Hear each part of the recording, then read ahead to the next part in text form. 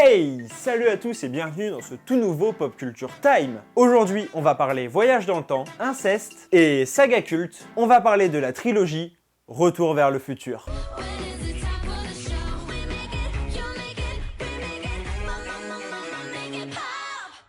Retour vers le futur est une trilogie de films racontant les aventures de Marty McFly et de Doc Brown à travers le temps. Et oui, ok, je sais que tout le monde est déjà au courant, mais je sais pas, j'aime bien redonner le contexte de l'histoire. C'est mon petit kiff. Pour ce qui est du développement du film, tout commence en 1980 quand Bob Gale, qui est scénariste et producteur, se rend chez ses parents dans le Missouri. Et là, il tombe sur l'annuaire de la promo universitaire de son père et se demande s'ils auraient pu être potes s'ils avaient été ensemble à l'université. Bob Gale ira donc parler de son nouveau concept à son ami Robert Zemeckis, qui est lui réalisateur. Ensemble, ils décident d'aller voir la Columbia et décrochent même un contrat de développement en septembre 1980. L'histoire serait celle d'un ado de 17 ans qui remonte jusqu'en 1955 pour rencontrer ses parents. Classique. Et s'ils ont choisi 1955, c'est pas par hasard, c'est parce que c'est une date qui a notamment connu l'émergence du rock, dont ils voulaient absolument parler.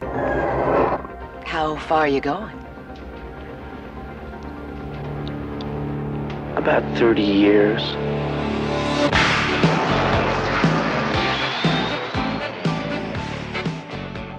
Et comme d'habitude pour les films, au départ, tout n'était pas défini assez clairement. Par exemple, la machine à voyager dans le temps était un frigo. Seulement, ils eurent vite compris qu'une vague d'enfants se serait ruée dans les frigos pour remonter le temps, ce qui donnerait moyennement une bonne réputation au film. Du coup, ils ont remplacé par la célèbre DeLorean. C'est quand même un peu plus stylé. Une fois le premier script terminé, Bob Gale et Robert Zemeckis allèrent le présenter à des producteurs, donc pour produire le film. Et comme d'habitude, le refus. Et pour être exact, selon Bob Gale, ils essuyèrent même plus de 40 refus, dont notamment celui de Disney qui trouvait l'histoire incestueuse entre Marty et sa mère trop sale.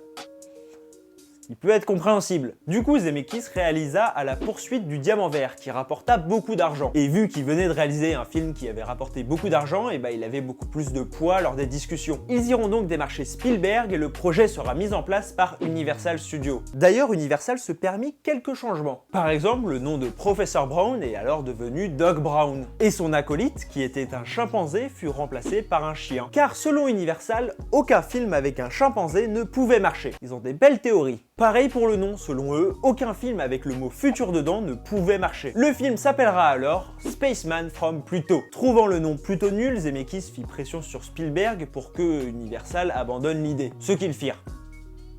Et c'était peut-être pas une mauvaise décision. Commence ensuite le tournage, qui sera complètement interrompu au bout de 4 semaines. Robert Zemeckis n'étant pas satisfait du casting, il changea la moitié des acteurs.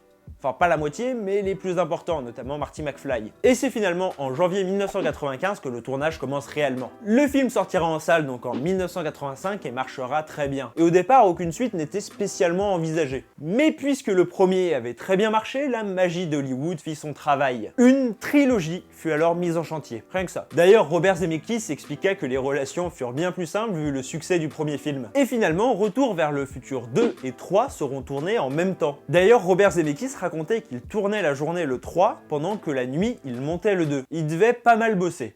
You've got to come back with me. Where? Back to the future.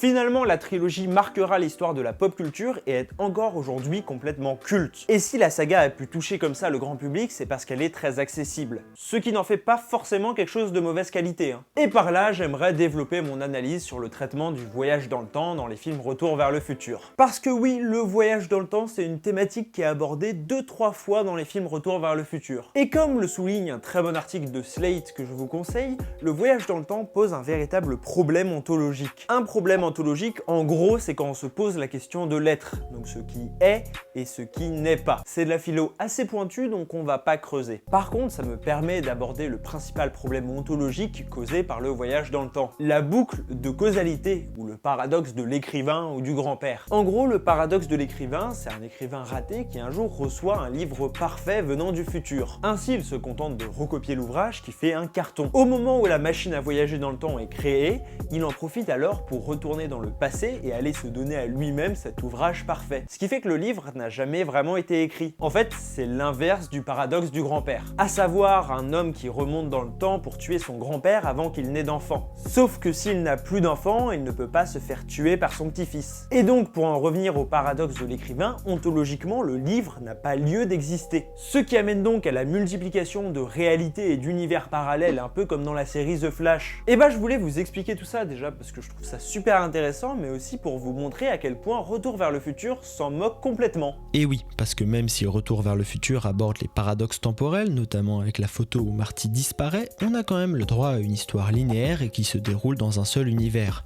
Cela permet à la fois de développer des enjeux sans pour autant perdre le spectateur dans un monde où rien n'aurait d'importance, puisqu'il y aurait plusieurs univers ou plusieurs réalités. The Flash. Bon allez, fini la voix off, reprenons la vidéo avec la conclusion. Retour vers le futur est donc devenu culte selon moi par son traitement simpliste d'un concept aussi fascinant que compliqué. Le voyage dans le temps. N'hésitez pas à lâcher un énorme pouce bleu et à vous abonner pour être sûr de ne pas rater mes prochaines vidéos et à partager la chaîne avec vos potes tout autour de vous. Pour être resté jusqu'à la fin, je vous offre l'anecdote bonus. Vous savez, tout à l'heure, je vous ai parlé de l'acteur de Marty McFly qui a notamment changé 4 semaines après le tournage. Eh bien, j'ai réussi à retrouver des images exclusives. C'est faux, elles sont pas exclusives parce qu'elles existent déjà, mais qui sont très rares, du premier Marty McFly en compagnie de Doc. On se retrouve dimanche prochain, 18h, pour un tout nouveau concept. J'espère vraiment que vous serez là parce que je l'ai énormément bossé et je suis sûr que ça peut vraiment être intéressant. À dimanche prochain vers 17h, 18h comme d'habitude, plutôt 17h. Mets la cloche. Ciao!